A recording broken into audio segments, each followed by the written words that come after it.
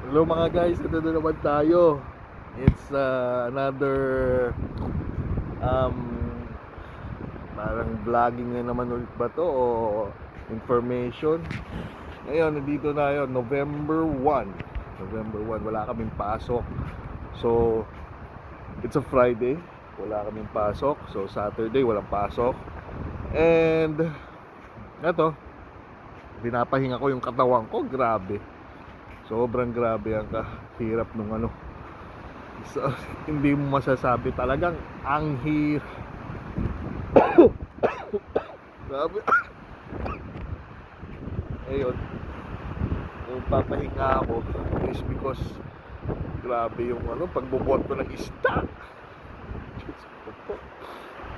parang parang sa gym kung nag-gym ka eh parang 12 oras gaganon ka, yung tipong muscle mo yung nagtitwist ka ng baka sa anong yun, magka-abs ka na talaga sa isang araw lang magkaka-abs ka ngayon. Sasabihin ko ngayon, it's a November 1. So ang ano namin ngayon is ito, magsusnow na kasi. So hindi ko pa alam kung paano yung snow ba dito sa lugar namin. So sobrang hangin ngayon. Ito dito ang mga tao dito, mostly yung mga workers, nagpapahinga nasa loob at minsan umiinom. And grabe,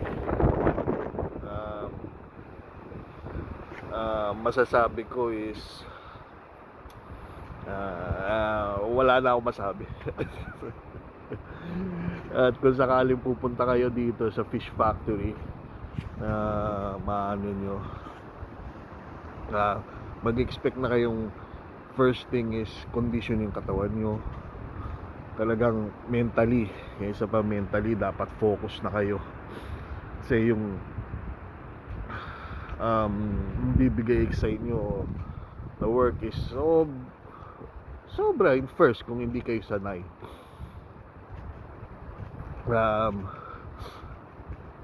Ayan, yun, so lahat ng ano,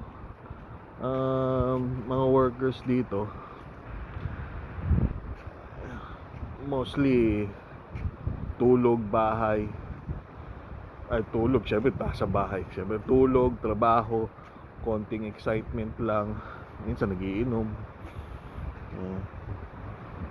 So lahat nung pinapadala nila sa Pilipinas, so nagmamahal sa kanila sa Pilipinas, dahil na maisip nyo kung ano yung pinagtatrabahuan ng mga kamag-anak nyo dito.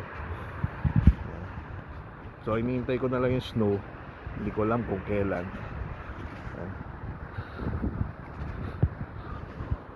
Almost 2 weeks na yata ako hindi nag-live, nag-video.